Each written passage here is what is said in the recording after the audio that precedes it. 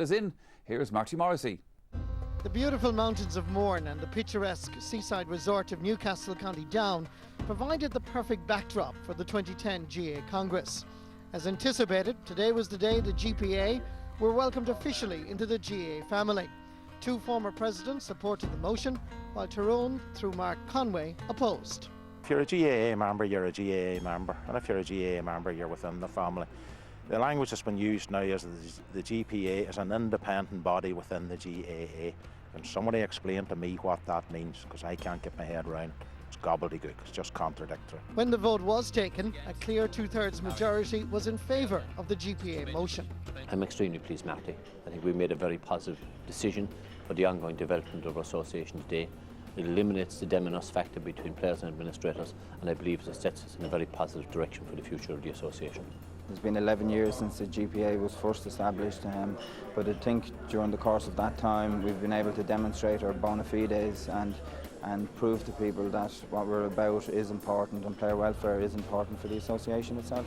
Only a few of the new playing rules won support. The penalty, for instance, will now be taken 11 metres from the goal line instead of the usual 13 metres.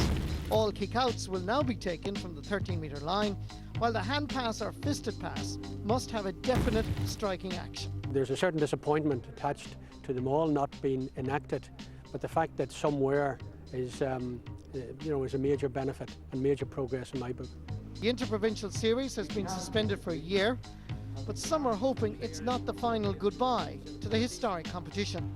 I'd be disappointed at the decision, but if we are going to use the year suspension to rebuild the competition, then I would have no difficulty working with that.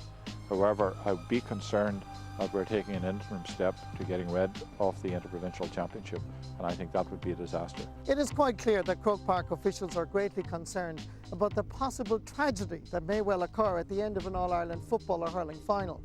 At the scale of Heysel Stadium or Hillsborough, when the crowd rush onto the pitch in Croke Park, onto the steps of the Hogan stand, when the Liam McCarthy or Sam Maguire is going to be presented to their winning captain.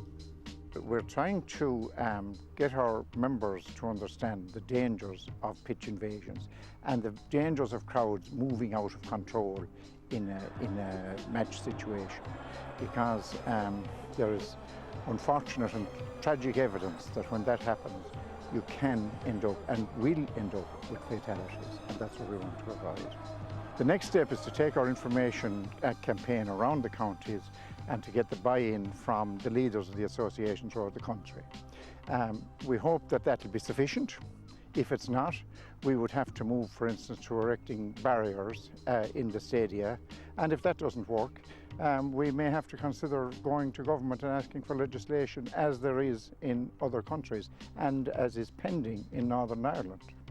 Wexford decided to follow the ladies' football example of a hooter which will sound at half-time and full-time. The experiment will be for the 2011 National Hurling League and National Football Leagues across all divisions, and potentially for the Championship of 2012. Well, it'll mean that it'll be taken away really from the referee, the time-wise, that when the hooter goes, the game's over, when the ball goes dead. And at the end of it, everyone will know at that stage. At the moment, you have a scenario. We had it there in the league where people didn't know when the game was actually over, much extra time was left. But you know, now once the hooter goes, when the ball goes dead, the game is over. At underage level, the Under-12 Championships will be terminated. From now on, games will be organised on the Go Games model, with teams being organised on a maximum of 11 aside. It's a games-based approach to training young people. Games are what we're about. We're a games organisation, and we will guarantee now every child a game, and we'll guarantee that we'll hope that they will, to use our slogan, play and stay with the GAA. Both Dublin and Tyrone tabled a motion suggesting the provincial winners would get a second chance should they lose their quarter-final clash, but it got little support. It means there is no added bonus for a provincial winner.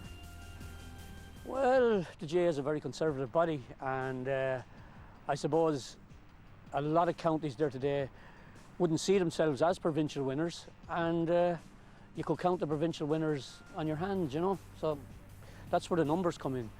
And then a lot of hurling counties wouldn't have an interest in it. Over 350 delegates attended this year's Congress in Newcastle, with 123 motions debated or referred. There were quite a few that didn't get the green light. The vote over the mark appeared to be less than 50%, and far short of the 2/3 majority.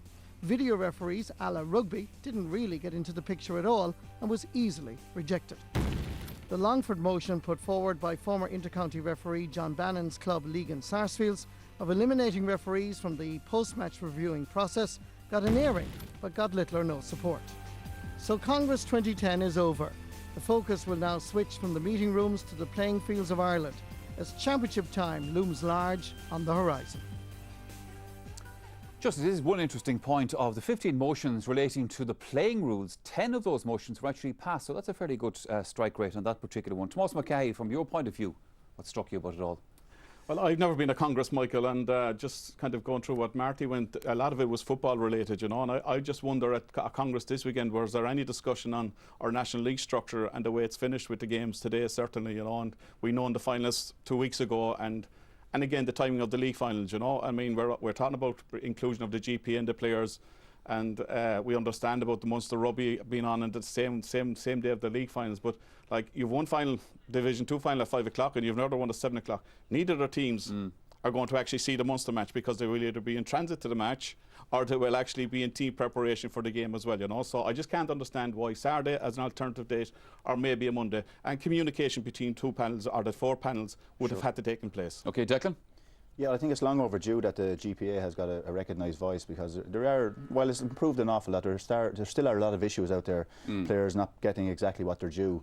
And I think the Crow Park thing as well, I mean, it's a cash cow there, and it's for the odd occasion that it's needed, I think it can generate great revenue and throw it back into the grassroots. So there are two things, and I know what Tomás was saying, maybe not enough rules for hurling that were discussed at Congress, but another day maybe. Okay, right, thanks lads. Now, just before we go here on Sunday Sport, a look ahead to what's coming up during the week in terms of sport on RTE television.